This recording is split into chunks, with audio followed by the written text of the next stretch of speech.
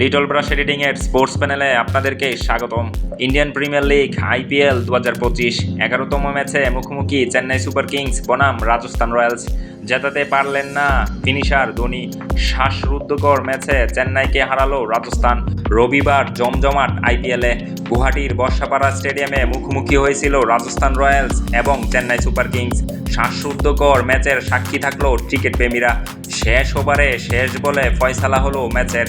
6 রানে জিতে শেষ হাসলো রাজস্থান রয়্যালস।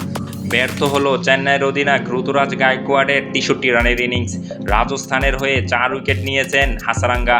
প্রথমে ব্যাট করতে নেমে 182 রান তোলে রাজস্থান রয়্যালস। প্রথম ওভারে জসপ্রীত জয়সওয়ালকে আউট করে রাজস্থান শিবিরে আঘাত হানে খলিল আহমেদ। 3 রানে আউট হন তিনি। এরপর ম্যাচের রাশ নিজের হাতে তুলে নেন নিশীথ রানা। 83 রানের পার্টনারশিপ গড়ে তোলেন সামজু স্যামসংয়ের সঙ্গে। তবে 16 বলে 20 রান করে দাগ কাটতে ব্যর্থ স্যামসন। আউট হন নূরের বলে। তবে দমে যায়নি নিশীথ। মাত্র 21 বলে পূর্ণ করেন হাফ সেঞ্চুরি। শেষ পর্যন্ত অশ্বিনের বুদ্ধিদীপ্তি বলে আউট হন। তবে স্টাম্প আউট করেন ধোনি।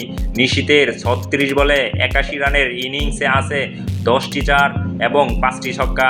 শেষ বোলারদের দাপটে ম্যাচে ফেরে চেন্নাই। রানের গতি বাড়াতে পারেনি রাজস্থানের বাকি ব্যাটাররা।